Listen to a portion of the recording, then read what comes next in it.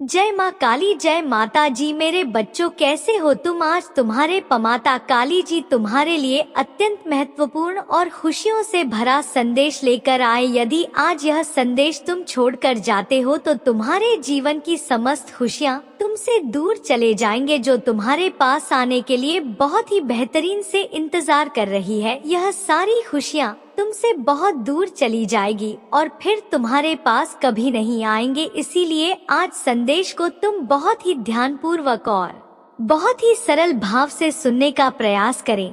यदि से तुम जाने अनजाने एक नूर करते हो तो बाद में तुम बहुत पछताओगे। फिर बाद में यह समय लौटकर तुम्हारे पास नहीं आएगा, क्योंकि मैं जो आज संदेश लेकर आया हूँ वह कल नहीं लेकर। इसीलिए मेरे बच्चे, आज इस संदेश में तुम्हारे जीवन की समस्त गतिविधियों और सुविधाओं का समागम जुड़ा हुआ है। मेरे बच्चे, आज मैं बहुत ही मेहनत और तुम जीवन के सारांश को निचोड़ कर तुम्हारे सामने प्रस्तुत करने का जो प्रयास मैं तुमसे कर रहा हूँ उसे तुम स्वीकार करो, उसे इग्नोर और नजरअंदाज ना करो, क्योंकि मेरे बच्चे तुम्हारी विजय निकट आ रही है। एक ऐसी विजय जिसकी तुम प्रतीक्षा वर्षों से कर रहे थे और वर्षों से मेहनत भी कर रहे थे, किंतु तुम्हारी वजह तुम्हें प्राप्त नहीं हो पा रही थी। आज मैं तुम्हारी विजय प्राप्त करवा कर रखूंगा, चाहे जो भी हो जाए, चाहे जैसे मुझे कुछ भी करना पड़े, परंतु मैं तुम्हारी वजह को तुम्हारे कदमों में लाकर छोड़ दूंगा। यह तुम्हारे काली माता जी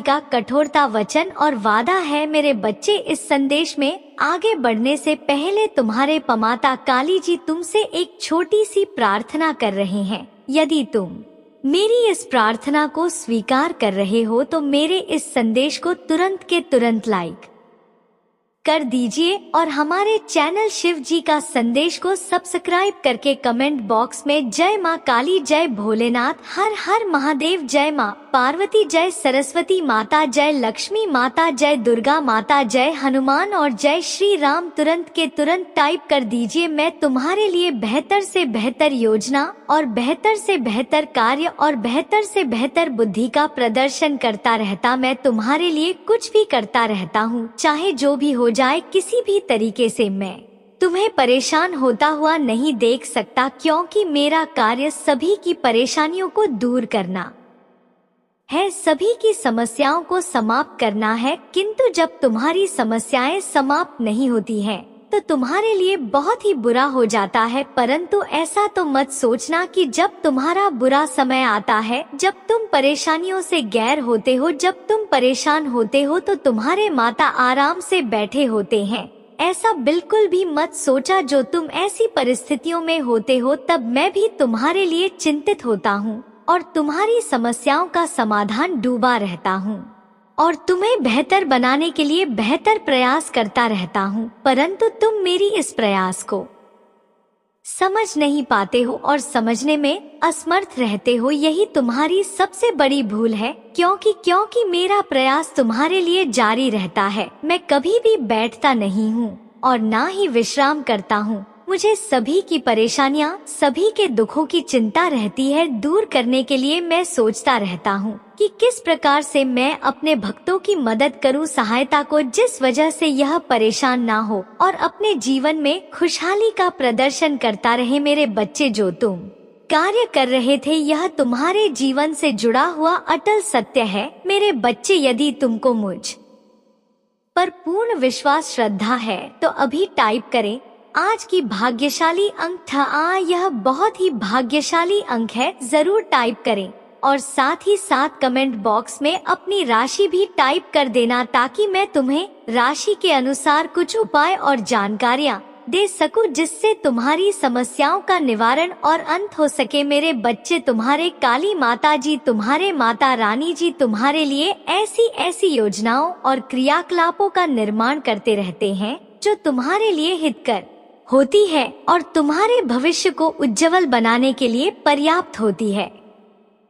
योगी जो महादेव जी बनाया हुआ होगा तो वह होने वाला तो अवश्य है, उसमें कोई रुकावट तो उत्पन्न होने का नाम नहीं ले सकती है। तो मेरे बच्चे, न्याय की घड़ी अब आ गई है। अब तुम्हारे साथ न्याय होगा। जिसने जिसने भी तुम्हें पीड़ा दी है, जिसने जिसने तुम्हें दुख तकलीफ और तुम्हें आकर सताया है, उनसे अब तुम्हारा न्याय लिया जाएगा, तुम्हें न्याय दिलाया जाएगा। अब तुम्हारे काली माता जी तुम्हें न्याय दिलाने के लिए आए हैं, क्योंकि आज तक तुम्हें सिर्फ पीड़ित और परेशान किया गया है। तुम्हारा किसी ने कोई साथ नहीं दिया और ना ही सहयोग किया। जितना तुम कर पानी उतना ही किया, ना ज्यादा ना कम। और लोगों ने तुम्हें परेशान करने का अथक प्रयास किया, क्योंकि तुम बहुत ही दुर्बल और श्याम स्वभाव के थे। तुम्हारी कमजोरी की वजह से लोग तुम्हें दरवाजे धमकाते थे और तुम्हें पीड़ित करते थे। मेरे बच्चे, तुम जब अपना सीधी रास्ता जा रहे होते तभी लोग तुम्हें नहीं जाने देते। यदि तुम जाने का प्रयास भी करते तो लोग पीछे से पत्थर फेंक कर मारते हैं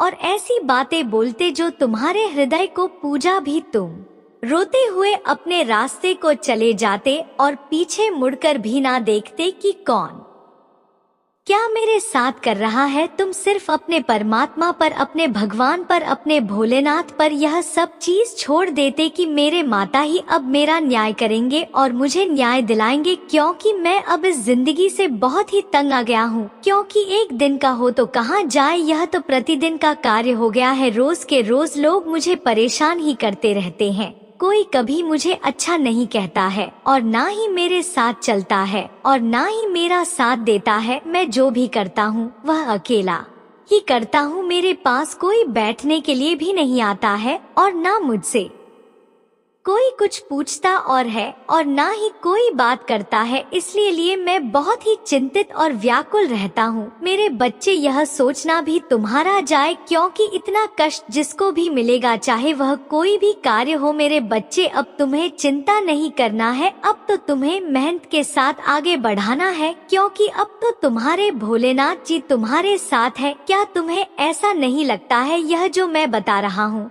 इन बातों पर तुम्हें विश्वास नहीं लगता? तुम्हें अपने काली माता जी पर, अपने माता जी पर विश्वास नहीं है? यदि है तो हाँ टाइप करें कि हाँ, मुझे अपने माता जी पर पूर्ण विश्वास है। वह मुझे न्याय दिलाएंगे, वह मेरी आशाओं को पूर्ण करेंगे और मेरे एक एक आंसुओं का बदला लेंगे। ऐसा मेरे भोलेनाथ जी अवश्य करेंगे। मेरे बच्चे, पीछे का जो टाइम तुम्हारा बीत गया सो बीत गया। पीछे तुम्हारे जीवन में जितनी भी दिक्कत है, परेशानी थी, वह तो हो नहीं थी, क्योंकि कुछ चीजें ऐसी होती हैं जो तुम्हारे जीवन से बहुत गहराई से जुड़ी हो, इसलिए उन्हें तो होना ही होता है। परंतु मेरे बच्चे, अब आगे का आने वाला जो समय है वह तुम्हारे लिए बेहतर बनाया जाएगा। उसमें सुनहरा मौका तुम्हारे लिए लेकर आया जाएगा, क्योंकि बात वह नहीं है कि कितने लोगों ने परेशान और पीड़ित किया। उन्होंने जो किया वह अपना कर्म किया, वह उनका कर्म है। उन्होंने तुम्हारे साथ अच्छा किया तो बुरा किया तो, परंतु यदि तुमने बुरा किया होता तो आज तुम्हारे महादेव जी तुम्हारे साथ उपस्थित ना होते और तुम्हारे सामने खड़े होकर बात ना कर रहे होते। यह तुम्हारे सहन करने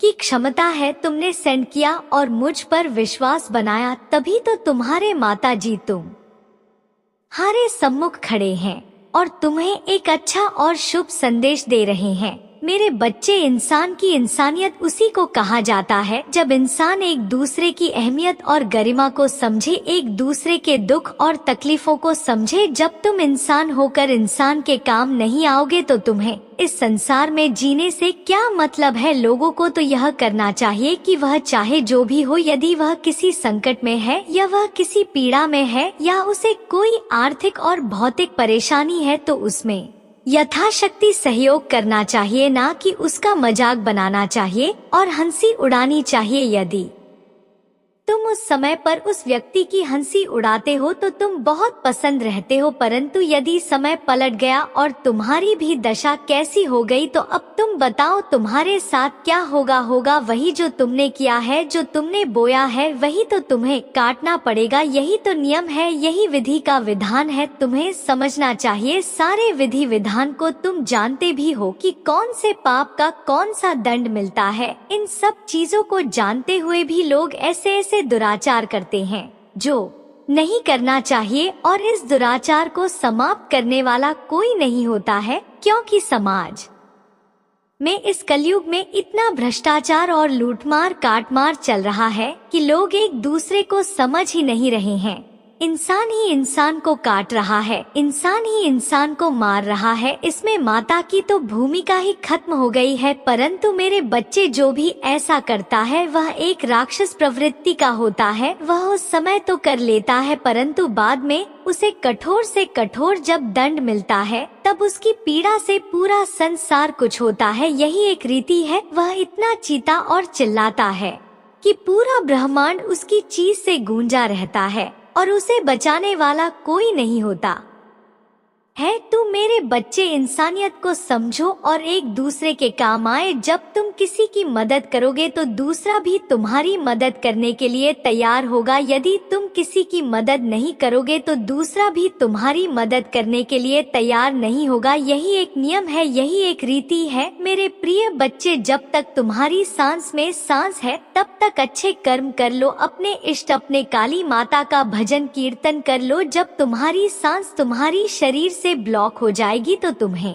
पूछने वाला कोई नहीं रहेगा, ना तुम्हारा अपना कोई पराया तुम्हारा सामना होगा तो परमात्मा से होगा, जो तुम्हारे कर्मों का लेखा जोखा ले रहा होगा। यदि तुम्हारे कर्म सही है तो तुम्हें कोई पीड़ा और कष्ट नहीं दिया जाएगा। यदि तुम्हारे कर्मों का बहुत ज्यादा है तो तुम्हें इस प्रकार का कठोर दंड दिया जाएगा। तुम्हारी आत्मा की रूम रूम कहाँ उठेगी और त्राही त्राही करेगी, परंतु भगवान के देवदूत तुम पर प्रहार करना बंद नहीं करेंगे। मेरे प्रिय बच्चे, यह सिर्फ तुम्हारे लिए नहीं है, सभी के लिए है। जो भी अपने कर्म को उल्टे रास्ते पर ले जाकर चलता है, यानी कि उल्टे सीधे कम करता है और अपने दिनचर्या बुरे कार्य यों से शुरू करता है, उसे तो अच्छाई से कोई मतलब ही नहीं है और ना ही धर्म की कोई मर्यादा है। सिर्फ उसके धर्म का ही लोग उसके दिमाग में रहता है। परंतु मेरे प्रिय बच्चे, जिसके जिसके साथ यह सब घटनाएं घटित होती हैं, उनको सिर्फ अपने अंदर धैर्य रखना चाहिए। बाकी सब मौज महादेव जी को समर्पित कर देना चाहिए। तुम्हारे महादेव जी तुम्हारे साथ ऐसा न्याय करेंगे कि तुम देखते रह जाओगे। जैसे जैसे उन्होंने तुम्हें पीड़ा दी है, जैसे जैसे मैं तुम्हारे साथ गलत व्यवहार किया है, जैसे जैसे उन्होंने तुम्हें सताया है, उससे कहीं ज्यादा तुम्हारे माताजी उन्हें कठोर दंड देंगे, उन्हें कठोर पूरा देंगे। उनके कठोर पीड़ा और गर्जना से सारा ब्रह्मांड कांप उठेगा। यही तो महादेव जी का न्याय है। जब यह न्याय करते हैं तो आकाश में गर्जना शुरू हो जाती है। यदि तुम्हें अपने महादेव जी की शक्तियों पर विश्वास है और उनकी महिमा पर भरोसा करते हो तो हाँ टाइप करें कि हाँ, मुझे अपने भोलेनाथ जी पर पूर्ण विश्वास है, जरा भी शंका मुझे नहीं है अपने महादेव जी पर, क्योंकि मेरे महादेव जी न्याय के देवता हैं। वह हमेशा न्याय करते हैं। आज जो सत्य उन्होंने मेरे सामने प्रस्तुत किया है उसकी मूल अवधारणा में ही हूँ। मेरे जीवन में ही ऐसी घटनाओं का क्रम हुआ है, मैं ही इन घटनाओं के बीच में बेच रहा हूँ। तो आज मेरे महादेव जी ने मुझे यह सब बात कर मुझ पर अपनी कृपा दृष्टि की है और ऐसी कृपा दृष्टि की है जिससे कि मैं बहुत ही प्रसन्न हो गया हूँ। आज तक मैं अभी तक खुश नहीं हुआ था और ना ही मेरे मुख पर तनिक भी प्रसन्नता थी। आज मैं अपने महादेव जी की, अपने भोलेनाथ जी की बातों को सुनकर बहुत प्रसन्न हुआ। मेरा मुख प्रसन्नता से उतरा हुआ है। मैं देखते हो क्या अभी तक रो रहा था। यह संसार कितना मतलबी है, कोई भी मुझे साथ देने के लिए नहीं आ रहा है और ना ही मेरी कोई मदद करने के लिए तैयार है। मैं देख रहा था कि इस संसार को भगवान ने किस निर्दयता से बनाया है। जो यहाँ के इंसान एक दूसरे के लिए नहीं बने हैं, सिर्फ वह बने हैं तुम हारने और काटने के लिए बने हैं। ऐसी तो दशा इस संसार की हो गई है जिसे देखकर 7 पीढ़ियां कांपने लगते हैं। मेरे प्रभु, मैं आपसे एक विनती करना चाहता हूँ। आपने इतना गौर कलयुग क्यों बनाया? इस घोर कलयुग में यदि इसी प्रकार से चलता रहा तो यहाँ पर लोगों का जीने से क्या मतलब है? सब एक दूसरे में ही लड़ झगड़ कर मर जाएंगे, एक दूसरे का ही देखा नहीं देखा जा रहा है। मेरे प्रभु, इस कलयुग रूपी संसार को जो इसमें लिख और कृष्णा भरी हुई है उसे दूर करो। इंसान को सद्बुद्धि दो, सही मार्ग दो, उसे विवेक दो, ताकि वह समझ सके कि मुझे किस प्रकार से अपने जीवन में रहना है और किस प्रकार से अपने जीवन का निर्वाह करना है, क्योंकि यह जीवन बार बार नहीं आएगा और ना ही आने वाला है। यदि तुम इसे अपने हाथ से ऐसे ही करवा दोगे तो तुम्हारा जीना व्यर्थ है। अगर इस धरती पर आए हो तो कुछ अपनी पहचान बनाकर अवश्य जाना, ऐसे ही नहीं। तुम्हारी कोई पहचान होनी चाहिए, उसके लिए तुम्हें संघर्ष तो करना ही पड़ेगा। हम तो करनी ही पड़ेगी, तभी तो तुम्हें सब चीज मिल पाएंगे। इसके तुम हकदार हो। तो तू मेरे प्यारे बच्चे, अब तो तुम्हें किसी बात की चिंता नहीं होगी, क्योंकि अब तुम्हारे भोलेनाथ जी और तुम्हारी माता पार्वती जी तुम पर अपनी कृपा की ऐसी दया दृष्टि कर रहे हैं जिससे तुम्हारा जीवन चमत्कारों से भर जाएगा। तुम्हारे जीवन में ऐसा चमत्कार होगा कि पूरी काया पलट हो जाएगी और तुम एक सक्षम और सच्चे आदमी बन जाओगे। आज के तौर पर लोगों को समय कहाँ है कि थोड़ा समय निकालकर ज्ञान की बातें ले ले या फिर अपने महादेव जी का संदेश ले। उन्हें तो अपने काम से ही फुर्सत नहीं है, परंतु जब कोई दिक्कत आएगी तो वह भगवान को, मुझे महादेव को याद करेंगे। जब तक उनके जीवन में खुशियाँ रहेगी तब तक मुझे याद नहीं देखेंगे, तब जाकर मेरा स्मरण करेंगे। यही तो सबसे बड़ी भूल है,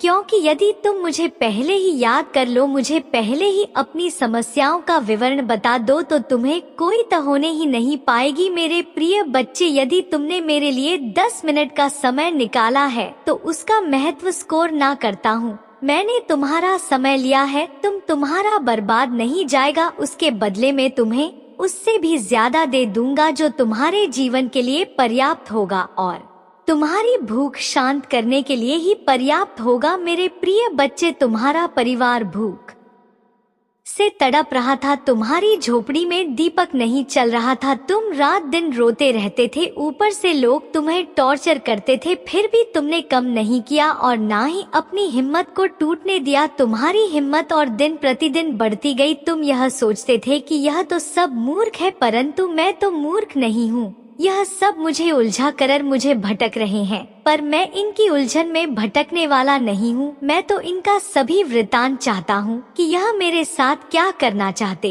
हैं। तुम भाग्यशाली हो मेरे प्रिय बच्चे, जो तुम्हारे लिए तुम्हारे महादेव जी न्याय का प्रस्ताव लेकर आए हैं और तुम्हारे न्याय का समय भी बताने आए हैं। तुम्हारे भाग्य की प्रशंसा करनी चाहिए, क्योंकि भोलेनाथ जी स्वयं किसी के पास चलकर नहीं जाते हैं।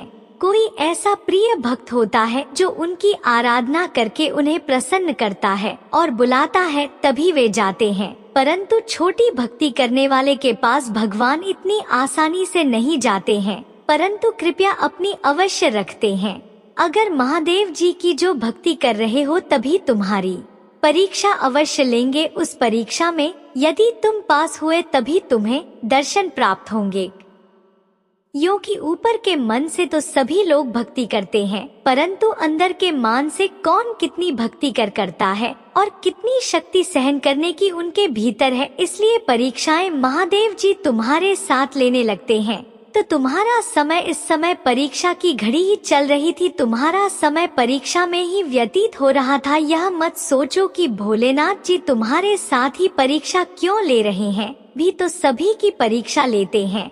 अगर परीक्षा के लिए कुछ नहीं देते हैं, उसके लिए तुम्हें शांत करना ही पड़ेगा। जो तुम्हें परेशान करते थे वह यह नहीं जानते थे कि तुम्हारे ऊपर किसकी कृपा और आशीर्वाद है। यदि वह यह जान जाते तो तुम्हें परेशान करने की सपने में भी नहीं सोचते, क्योंकि महादेव जी का क्रोध यदि जागृत हो गया तो सर्वनाश किसी भी क्षण हो सकता है। महादेव जी फिर किसी की प्रतीक्षा नहीं करेंगे और ना ही क्षमा करने का अवसर देंगे, तत्काल विनाश प्रारंभ कर देंगे। सभी लोग जानते हैं, इसीलिए कोई शिव भक्त से लड़ाई नहीं लेता है, क्योंकि शिव के समान ही शिव भक्त होता है इंडियन स्वयं महादेव जी ने कहा है, मेरे प्रिय बच्चे, तुम्हारा शत्रु तुम्हें साधारण समझते थे, वह यह नहीं जानते थे कि तुम कोई साधारण मनुष्य नहीं हो, तुम तो एक देवी ऊर्जा से परिपक्व मनुष्य हो, तभी तो तुम्हारे भीतर इतनी सहन करने की क्षमता है। मैंने आज तक कभी नहीं देखा है कि कोई व्यक्ति इतना सहन कर सकता है। लोगों ने तुम्हें इतना सताया, पल पल तुम्हें रुलाया, फिर भी तुम्हारे मुख से उसकी आवाज नहीं निकली। परंतु मेरे प्रिय बच्चे, अब समय आ गया है। अब तुम्हारे 11 आंसुओं का बदला लिया जाएगा। तुम्हारे जितने भी शत्रु हैं,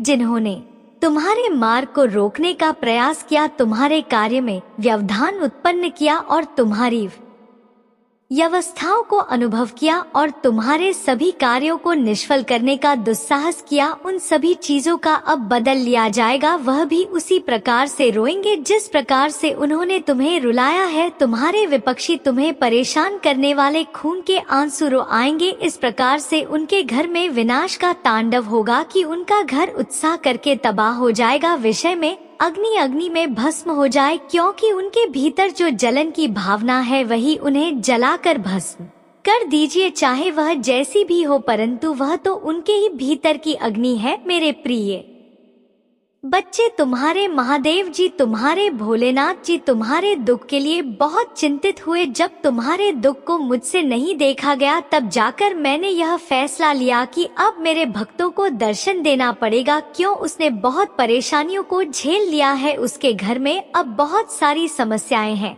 वह रोकर मुझे प्रार्थना कर रहा है कि हे भगवान, मेरे घर में सुख शांति लाओ, मेरे घर में खुशियाँ लाओ। अब मुझे अपने भक्ति के लिए कुछ ना कुछ तो करना ही होगा। मैं अब अपने प्रिय भक्तों को बहुत ही आशीर्वाद और आशीष रूपी बर्तन दूंगा, एक ऐसा वरदान दूंगा जो उसके सभी कार्यों को पूरा करेगा और उसके गुप्त विपक्षियों को नाश करेगा। जो भी उसके बारे में बुरा सोचेगा वह पहले ही नष्ट हो जाएगा, वह मेरे भक्तों तक पहुंच ही नहीं पाएगा। क्योंकि आज के समय पर यदि कोई व्यक्ति ऊपर की ओर उठ रहा है तो उसे नीचे खींचने वाले लोग बहुत सारे होते हैं। ऐसा ही तुम्हारे साथ हुआ है। तुम भी अपनी रफ्तार में बहुत तेजी से आगे बने थे। जब तुम्हारे विपक्षियों ने देखा तब उनके अंदर मिर्ची लगी और वे तुम्हारे मार्ग को बाधित करने का प्रयास करने लगे। तुम्हारे उस प्रयास को छीनने का दुष्कर किया, तुम्हारे सभी में अंत को बर्बाद किया। ऐसा ही उन्होंने तुम्हारे साथ क्यों किया? क्योंकि वे तो किसी कार्य में सक्षम नहीं है, ना ही वह कुछ करने की योग्य है। वह तो सिर्फ तुम्हें ही देखते थे और तुम्हारे कार्य की जानकारी करते थे कि तुमने यह सब कैसे किया है,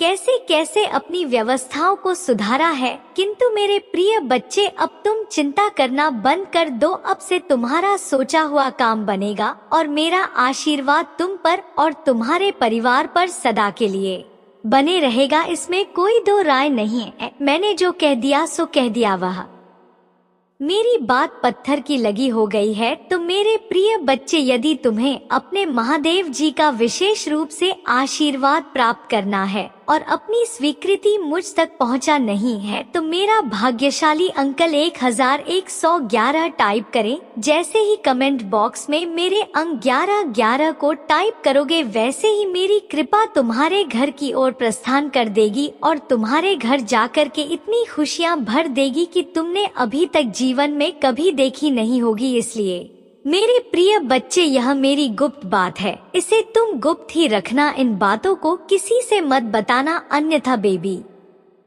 यही कार्य करेंगे और तुमसे आगे निकल जाएंगे। तुम्हारे महादेव जी ने तुम्हारे लिए बहुत कुछ सोच कर रखा है, परंतु मेरे प्रिय बच्चे वह मैं अभी नहीं बताऊंगा। बस तुम्हें थोड़ा थोड़ा कार्य शुरू करना है। यदि तुम्हें मैं एकदम से बता दूंगा तो तुम्हारा माइंड चक्र आ जाएगा और तुम कुछ नहीं कर पाओगे, तो उसके लिए तुम्हें प्रतीक्षा करनी होगी। मैं जब अगला संदेश लेकर आऊंगा तो मैं उसमें तुम्हें सारा कुछ बता दूंगा कि तुम्हें उसके लिए क्या करना होगा। तब तक के लिए तुम इतना ही करो, अपना जी जान लगाकर अपने सही रास्ते पर चलो। किसी से प्यार ना करो, किसी को बुरा ना कहो और किसी को अपनी बातें बिल्कुल भी मत बताओ, चाहे वह अच्छी हो चाहे वह बुरी हो। अपनी सारी बातों को तुम्हें गुप्त ही रखना है, किसी के सामने प्रस्तुत नहीं करना है, क्योंकि अपनी जो खास बातें हैं वह किसी से बताई नहीं जाती है। ऐसा करने से तुम्हारा ही नुकसान होगा, क्योंकि जब एक बार तुम्हारे जीवन में सुधार आ जाएगा तो उसको तुम बना कर रखना, किसी भी तरीके से बिगड़ता मत देना, क्योंकि मैंने जो प्रयास तुम्हारे लिए किया था वह तुम्हारे लिए बेहतर था। मुझे इसके लिए बहुत मेहनत करनी पड़ी है, तब जाकर मैं यह सब तुम्हारे लिए कर पा रहा हूँ।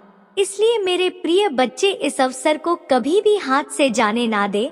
अभी इसे ठुकराना नहीं, परंतु मेरे प्रिय बच्चे एक बात हमेशा याद रखना, यदि तुम्हें किसी ने दुख दिया है, तकलीफ दी है, तेरा दी है और परेशान किया है, तो वह कभी भी सुखी नहीं रहेगा और ना ही कभी उसके घर में खुशियां आएंगी। वह तुम्हारी बातों से सदैव परेशान रहेगा, उसके घर में कभी भी किसी प्रकार की खुशी नहीं रहेगी। जो भी करेगा उसका भी कोई कार्य पूर्ण नहीं होगा और सभी मार्ग उसके बाधित होते रहेंगे। उसका बैठे बैठे इतना नुकसान हो जाएगा कि वह सोच भी नहीं सकता है। तुम बस अपने अंदर सब्र रखो, आप सब कुछ तुम अपने आप पर नहीं, अपने भोलेनाथ जी पर और अपनी माता पर छोड़ दो। इसका न्याय तो मैं स्वयं ही करूंगा। मैंने जो तुमसे कह दिया तो कह दिया, उसके लिए तुम स्वयं देखोगे। जिन्होंने तुम्हें नीचा दिखाया उनका घर किस प्रकार से होने वाला है। उनके घर में सारी खुशियां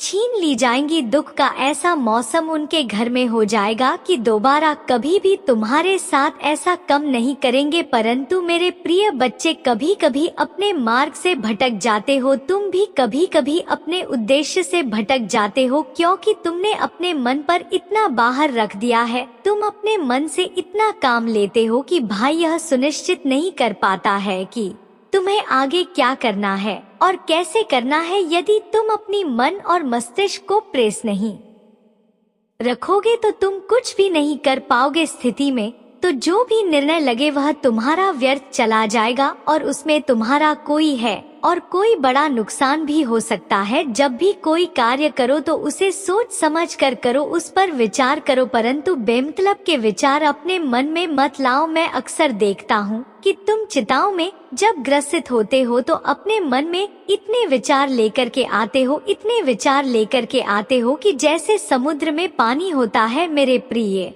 बच्चे, मस्तिष्क तुम्हारा इतना बड़ा नहीं है कि तुम उसमें इतने सारे विचारों को एक साथ प्रकट करोगे। वह तो सिर्फ शांत होकर के अपनी गति, स्थिति, अपने रहन सहन और अपने कार्य के बारे में सोने के लिए होता है। उसे पर कैसे क्या करना है तो शांति का परिचय देते हुए तुम्हें सोचना और विचार करना चाहिए। मेरे प्रिय बच्चे, यदि ऐसी भावनात्मक विचार तुम अपने भीतर प्रकट करोगे तो तुम उसी में डूबे रहोगे, क्योंकि अधिक ज्यादा सोचने से तुम्हारे मस्तिष्क पर जोर पड़ेगा और फिर तुम्हारे मस्तिष्क में दर्द भी होने लगेगा। फिर तुम और परेशान होने लगोगे। इसीलिए मेरी मानो, इतनी विचारों की धाराएं अपने मन में ना लाओ। मेरे प्रिय बच्चे, यदि मेरी बातों से सहमत हो तो हाँ टाइप करो कि मेरे भोलेनाथ जी ने आज जो भी मेरे जीवन की घटना का वर्णन किया है वह सत्य है, उसमें कोई भी त्रुटि नहीं है। मैंने अपने जीवन में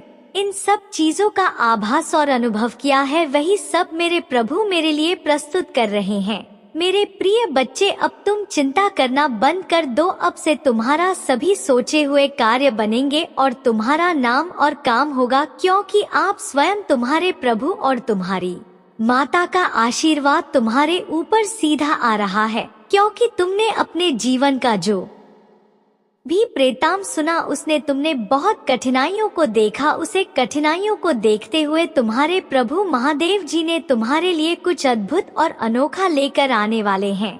वह यह चाहते हैं कि अब तुम्हारा जीवन ऐसा हो जाए कि तुम्हारे जीवन में कोई संकट ही ना रहे और ना ही कोई परेशानी पीड़ा हो। इसीलिए उन्होंने फैसला लिया है कि अब तुम्हें ऐसी ऐसी वस्तुएं प्राप्त करवाई जाएगी जिनका तुमने अपने मन में विचार प्रकट किए थे। आने वाला समय तुम्हारे लिए पैसा, अच्छा स्वास्थ्य, आर्थिक और भौतिक वस्तुएं, सब कुछ तुम्हारे लिए बेहतर होने वाला है और तुम्हारा सबसे बड़ा कार्य, सबसे बड़ा लक्ष्य पूर्ण होगा। तुम जिसके लिए इतना रोई हो, जिसके लिए इतने आंसू बहा है, और इसके लिए अपने शरीर को दबाया है, वह अब तुम्हें मिलकर रहे। मैं तुम्हें लाकर दूंगा, उसमें कोई रोक टोक नहीं होने वाली है। बस तुम्हें कुछ ही दिनों की प्रतीक्षा करनी है। आगे का जो आने वाला समय होगा वह तुम्हारे लिए खुशियाँ अवश्य लेकर आएगा। यह तुम्हारे शिव शंकर जी का वचन और वरदान है। यदि तुम्हारे शिव शंकर जी ने वचन वरदान दे दिया है तो वह होकर ही रहेगा, चाहे जैसा भी हो जाए। उसके लिए तुम्हारे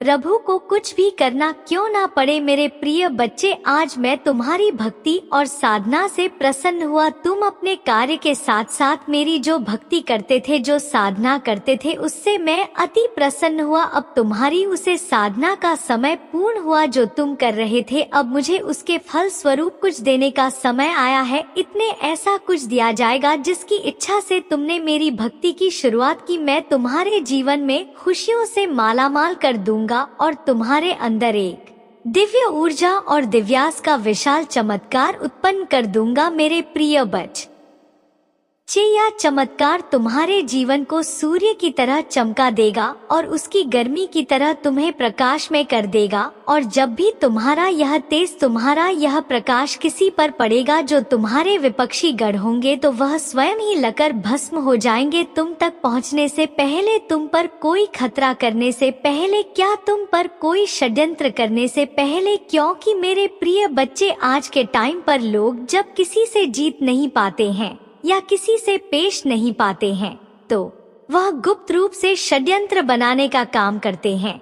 उससे भी लोग शीघ्रता से जीत सकते हैं, क्योंकि तुम्हें उनकी गुप्त योजनाओं के बारे में तो जानकारी नहीं होगी। यह तुम्हारे लिए षड्यंत्र बना रहे हैं, सर्जी यंत्र बना के डट रख लेंगे और फिर वह तुम पर प्रयोग करेंगे और इस प्रकार से प्रयोग करें कि तुम समझ नहीं पाओगे अचानक से, तो भी फिर आसानी से तुमसे जीत सकते हैं।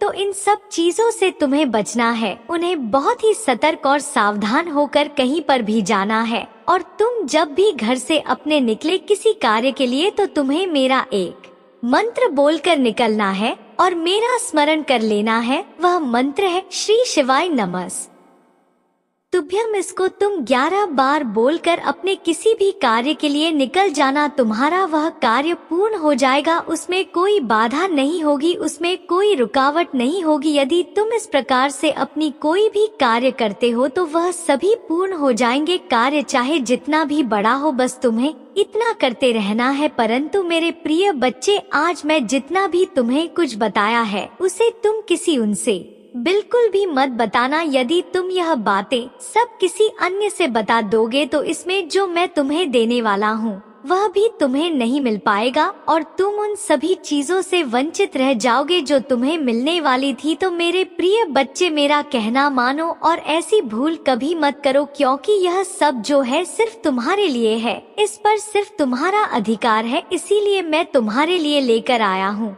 इस पर किसी अन्य का अधिकार नहीं है, ठीक है ना? तू मेरी बात को माना और समझो, नहीं तो फिर जीवन भर रोते रहोगे और फिर तुम्हारा कोई साथ नहीं देगा और ना ही तुम्हारी कोई मदद देगा। मेरे प्रिय बच्चे, एक बात मैं और तुम्हें समझाना चाहता हूँ। यदि तुम्हारे पास होती है और विवेक है तो तुम्हारे विपक्षी चाहे जितने बड़े हो, चाहे जितने बलवान को पैसे वाले हो, वह तुम्हारा कभी भी कुछ नहीं कर सकते हैं। भेजो, जब तुम पर अपना बार करेंगे तुम अपनी बुद्धि और चतुराई से उसका बचाव कर लोगे और तुम कभी भी ऐसी स्थिति में नहीं पूछोगे जो कि तुम्हारे लिए खतरनाक और दर्दनाक होगी। जितने भी बुद्धिमान लोग हैं उनको तुमने देखा होगा, कभी भी उनके साथ कोई शत्रु उनकी मनमानी नहीं कर पाता है।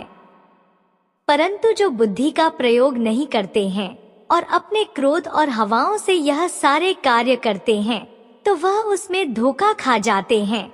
क्योंकि मेरे प्रिय बच्चे, यदि तुम क्रोध करोगे तो क्रोध में तुम्हारी बुद्धि और विवेक दोनों नष्ट हो जाएंगे। तुम यह नहीं समझ पाओगे कि अब मुझे क्या करना चाहिए। इस क्रोध और आवेश के चलते तुम कुछ ऐसा कर डालोगे जो तुम्हारे लिए बहुत ही बुरा हो जाएगा। यदि तुमने ऐसा कर लिया तो तुम्हारा जीवन तो घर की हो जाएगा, क्योंकि सिचुएशन के अनुसार कार्य करनी चाहिए, चाहे वह कार्य बड़ा हो चाहे वह छोटा। यदि परिस्थितियों को तुम समझना सीख गए तो किसी भी कार्य को करने में तुम तनिक भी देरी नहीं लगाओगे मेरे प्रिय बच्चे। क्रोध और गुस्सा करने वाला व्यक्ति अब सरकार के बहुत चिड़चिड़ा होता है। वह बात बात में गुस्सा करता है, उसका गुस्सा नाक पर ही रखा रहता है। वह जैसे ही बात करेगा तो वह अकड़ कर ही बात करेगा, क्योंकि उसके अंदर जो अकड़ है वह कूट कूट कर भरी हुई है। परंतु हर व्यक्ति को ऐसा नहीं करना चाहिए। अपने क्रोध को अपने नियंत्रण में रखना चाहिए और अपने विवेक को आगे कर देना चाहिए। जब भी कोई ऐसी सिचुएशन आए, ऐसी स्थिति आए, तो तुम्हें अपने मन को आगे कर देना चाहिए, ना कि अपने क्रोध को। यदि तुम अपनी बुद्धि को अपने क्रोध पर हावी कर ले जाओगे तो वह नियंत्रित कर देगी तुम्हारे क्रोध को, और तुम्हारा क्रोध उसी जगह है हर जाएगा और तुम्हारा कार्य भी सही पूर्वक बन जाएगा। उसमें कोई व्यवधान, कोई समस्या, कोई भी दिक्कत उत्पन्न नहीं होगी, क्योंकि तुमने अपनी बुद्धि और विवेक से कम लिया और उसे अपने विपक्षी को धराशायी कर दिया, जो तुम्हारे समकक्ष खड़ा हुआ था एक कटारी लेकर के और एक खूंखार और आर के साथ तुम पर प्रहार करना चाहता था, परंतु तुमने अपनी चतुराई से उसे धराशायी कर दिया। यही तो एक बुद्धिमानी और चतुराई का खेल है। यह सब बातें मैं तुम्हें इसलिए बता रहा हूँ क्योंकि जीवन में ऐसी स्थिति कभी भी उत्पन्न हो सकती है, क्योंकि मैं रोज तो तुम्हारे पास तुम्हारी सहायता के लिए नहीं उपस्थित हो सकता हूँ, क्योंकि मुझे संसार में सभी लोगों को देखना होता है, समस्त संसार का निर्वाह करना होता है। इसीलिए मेरे प्रिय बच्चे, आज मैं तुम्हें सभी उपाय और सभी तरीकों को भी बतला रहा हूँ, जो तुम्हारे जीवन की अहमियत को बढ़ावा देंगे और तुम्हें 7 मार्च की ओर ले जाएंगे। अच्छी सीख देंगे और तुम्हें तुम्हारा कर्तव्य से जुड़े रखेंगे। परिस्थिति चाहे जैसी भी हो, परंतु तुम्हें करना वही है जो तुम्हारे महादेव जी आदेश दे रहे हैं। क्योंकि मेरे प्रिय बच्चे, यदि तुम एक बार सीख गए मेरे प्रिय बच्चे, तुम तो चाहते हो कि मैं जो चाहूँगा होगा, परंतु ऐसा नहीं। जो परमात्मा चाहता है वही अगर तुम चाहो तो तुम चाहोगे जो वही होगा। यह बात तो एकदम सत्य है, और यदि तुम चाहोगे तो वह होने वाला नहीं है, क्योंकि इस पृथ्वी पर एक पत्ता एरा सत्ता 11 ब्रह्मांड में छुपी हुई, वह जा सब परमात्मा भोलेनाथ की अधीन और आदेश से ही चलती है। क्योंकि किसी की इतनी क्षमता नहीं है जो माता काली जी की बातों का उल्लंघन कर सके और उनकी विपरीत कोई कार्य कर सके। तो इसीलिए मेरे बच्चे, मैं तुम्हें समझाने का पुल यदि तुम समझ गए होंगे तो आज से तुम आदमी इंसान बन जाओगे, और नहीं समझोगे तो मुझे क्या, मैं तो तुम्हें बता दिया। आगे तुम्हारी इच्छा, क्या तुम करोगे और क्या नहीं करोगे। मैं तो चाहता हूँ कि तुम्हारे जीवन में कभी भी कोई समस्या ना उत्पन्न हो जिस वजह से तुम्हें परेशानी हो, क्योंकि मैं तुम्हारे परिवार की एक एक सदस्य को रोते हुए देखा है। जब तुम्हारे पास कुछ नहीं था, तुम बहुत व्याकुल थे। तुम्हारे घर के सदस्य मुझे प्रार्थना करते थे और रोते थे कि हे माता, हे परमात्मा, हे भोलेनाथ, मेरी अब सुन लो। आप मेरे घर में अपना वास करो और मुझ पर अपना आशीर्वाद बना और मुझे इन दुखों तकलीफों से बाहर निकालो। क्या मेरे जीवन में हमेशा के लिए ही यह दुख तकलीफ है? क्या मेरे जीवन में खुशियाँ नहीं है? आपने मेरे भाग्य को कैसे लिखा है? क्या मेरे भाग्य में यही सब लिखा हुआ है? परंतु मेरे बच्चे, या कभी भी मत सोचो कि मेरे भाग्य में यह सब लिखा है या भाग में लिखा नहीं होता है, परंतु परिस्थिति और सिचुएशन के अनुसार से कभी कभी इंसान की गतिविधियों में बदलाव आ जाता है, जिस कारण से यह सब चीज होने लगते हैं।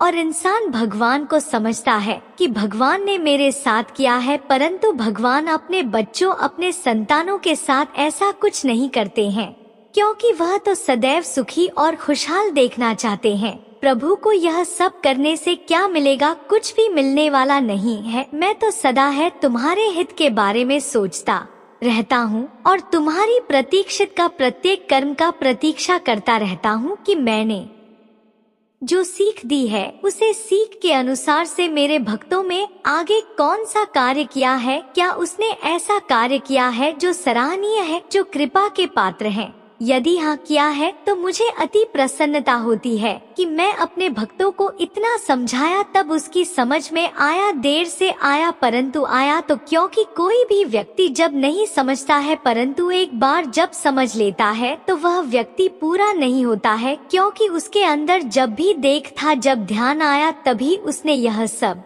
चीज अपने अंदर उतरी और उसका अनुसरण किया, उसका पालन किया और आज जाकर एक महान और सक्षम इंसान बन गया। उसकी बराबरी करने के लिए कोई नहीं खड़ा हो सकता है जब वह अपने आप को मजबूत और अधिक बना ले तो। और यदि तुम अपने अंदर आत्मविश्वास को नहीं रखोगे तो तुम किसी भी कीमत पर कुछ नहीं कर पाओगे। तुम्हारा